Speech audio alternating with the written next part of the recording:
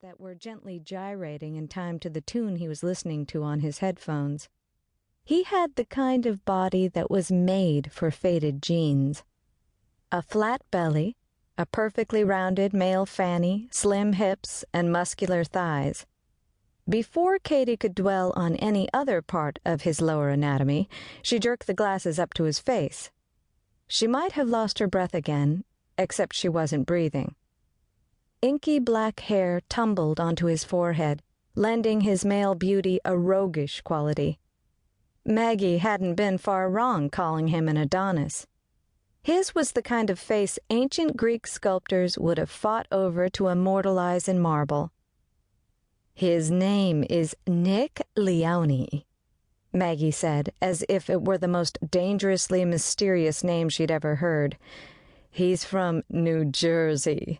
Lee Henry Bartell heard it from D. Roberts, the real estate agent who sold him the property." "What's he doing in Briarwood?" Zoe asked, suspiciously. In a nervous habit, she ran a forefinger back and forth over the plastic name tag on her nurse's uniform. Katie forced herself to plunk the binoculars down on the table, embarrassed over her own involuntary reaction to the handsome stranger. She was no drooling man-watcher. She had a business to run. "He must not know about the law against people from New Jersey moving to Virginia," she said in a teasing voice. Zoe was too wrapped up in her musings to hear. "I thought he sounded like a Yankee," she murmured. Maggie jumped on the comment like a cat on a June bug. "You heard him talk? You met him? Where? What's he like? He doesn't have a funny voice, does he? That would just ruin it for me if he had a funny voice. Where'd you see him?" A horrified look came over Zoe's long, thin face. "Nowhere." "The hospital." Maggie nodded, her brown eyes narrowing in thought. That's interesting. What was he there for?" "Maggie!" Zoe exclaimed. "You know I can't talk about patients. It's not ethical." "And it's none of your business, Mary Margaret," Katie added pointedly. "Have you called in the order for the grass paper John Harris wants in his office?" "Yes. You know what the rumor is about him?" "I don't want to hear any rumors about John Harris," Katie said, deliberately misinterpreting Maggie's question.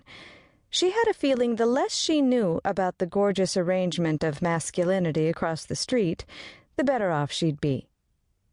She scooped a couple of wallpaper books off the long table and returned them to their proper slots in the oak case along the wall. "Not John Harris, Nick Leone." "Lord, Mary Margaret, the man hasn't been in town a week, and already there's gossip about him?" Katie pulled out a book of miniature country prints and headed for her desk. "I wonder if he knows what he's in for, moving to a small town." "Rumor has it he's a mole." She raised her carefully plucked eyebrows for emphasis. Katie ignored her, sitting down to page through the book, concentrating on paisley prints in order to get her mind off the perfect male pectorals. Zoe shrugged. "I don't get it." Maggie heaved a sigh. "A spy for the company, an agent for the CIA. You know, 00, licensed to kill. They're called moles. Don't you ever go to the movies?" "The CIA," Zoe whispered, rubbing her name tag. "I heard he was a fashion model." "Oh, please," Katie said, laughing at her friend's wild imaginations. "I don't know which one of you is worse. Maggie, how can you make such a ridiculous remark?" "I'm only telling you what I heard, sugar. Lee Henry told me that Dee said the man was very reluctant to discuss himself, and when she asked him what he used to do in New Jersey, he wouldn't exactly say." "That's all?" Katie questioned, trying to suppress a grin. "Lee Henry didn't see him talking into his secret phone in the heel of his shoe?" Zoe muttered to herself, "So that's how he came by that gunshot wound." "Gunshot wound?" Maggie bolted out of her chair to lean across the table and over her friend.